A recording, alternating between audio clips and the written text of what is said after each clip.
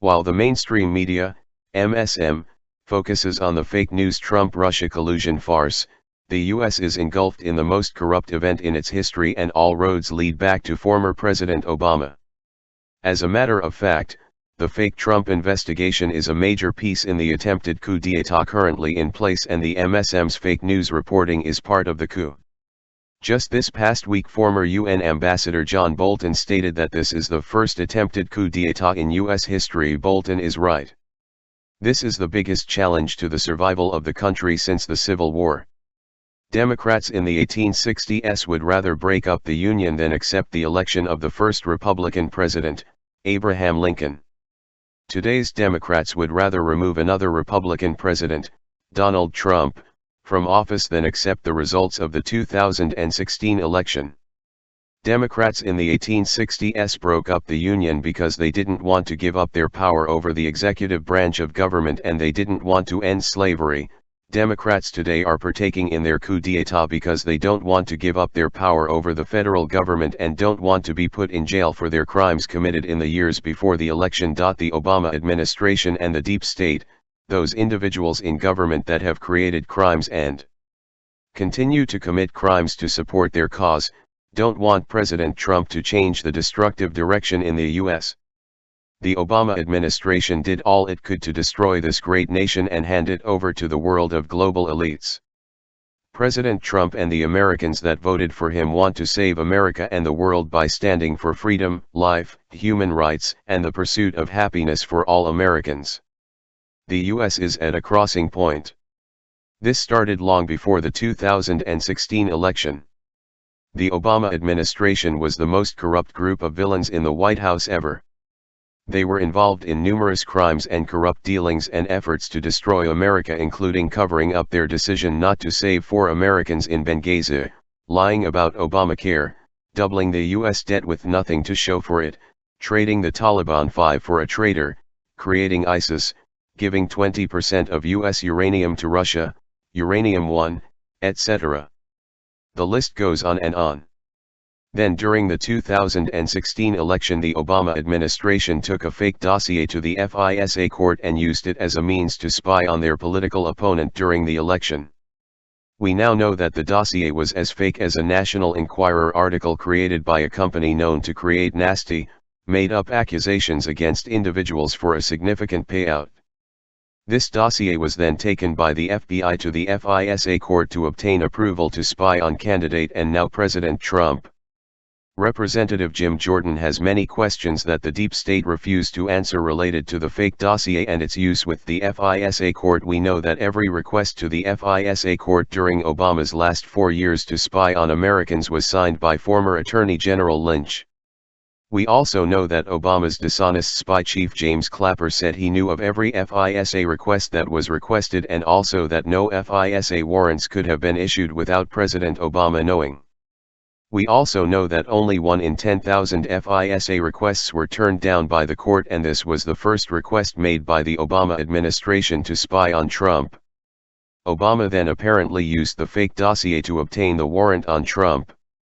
We also know that the entire FISA court was Obama appointees in May of 2016, about the time the court approved Obama's request to spy on Trump.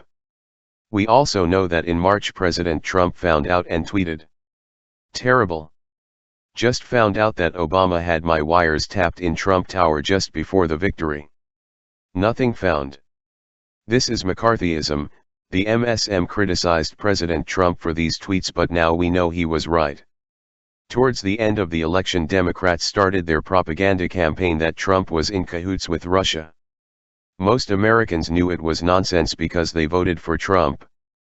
We don't know if this was created to protect the Democrats from being caught spying on Trump using known bogus claims, to change the narrative away from their crimes with Russia, Uranium One, or to set Trump up for kangaroo charges after a projected Hillary win. Regardless, as soon as the election was over, Obama's deep state went into action. Deep state got their man at Attorney General Jeff Sessions and immediately neutered him. They next got deep state operative and corrupt assistant AG, who immediately created a special counsel to look into fake Trump-Russia collusion. The investigation was not based on U.S. law, and the man appointed to lead the investigation was none other than Robert Mueller. We reported in August this year that Mueller is a dirty, rotten cop. He was strategically placed in the position of special counsel to investigate the Trump-Russia fake news story by his former partner in crime, Assistant Attorney General Rod Rosenstein. He brought in a team of individuals that are all partisan hacks that worked for the corrupt Clintons and Obama administration. Mueller is also close friends and partner in crime with the man who replaced him of the FBI, James Comey. In spite of this relationship, and Comey's obvious involvement in the case, Mueller will not recuse himself from the Trump investigation. The entire investigation is not even based on U.S. law, and the Mueller team continues to break the law by leaking information to the press related to this fake investigation. It's even plausible that the entire investigation is in place to allow Mueller and his team the ability to destroy information related to their past criminal actions. Now, however, the deep state's initiative to take over the country is beginning to fail. They, like so many corrupt entities before them, went for too much. Thanks to entities like Judicial Watch that are uncovering documents that show the corrupt and criminal actions of deep state, and due to diligent reporting from entities like this one, TGP, and Hannity, Breitbart, Fox Business, and others, and the efforts of a few honest congressmen, the deep state is being shown for what it is. Numerous corrupt and criminal actions are being reported daily, not by the MSM, but by the new media. We are growing in numbers and respect as the days go by, while the fake news Trump-Russia collusion reporting MSM is being abandoned by truth-seeking Americans. President Trump is doing all he can to move ahead with measures that end the Obama administration's destruction of America. The president also is well aware of the deep state and reassured Americans that the corrupt leaders of the FBI, DOJ, and deep state will be addressed. After years of Comey, with the phony and dishonest Clinton investigation, and more, running the FBI, its reputation is in tatters, worst in history. But fear not, we will bring it back to greatness. Former Republican Speaker of the House, Newt Gingrich, shared on Hannity that America is at a crossroads. This is a real fight for whether America is going to remain a republic or that is ruled by law, or whether it's going to degenerate into being a purely corrupt system of power where if you're on the right team you can rip everybody off and be protected, or if you're on the wrong team you can be innocent and go to jail.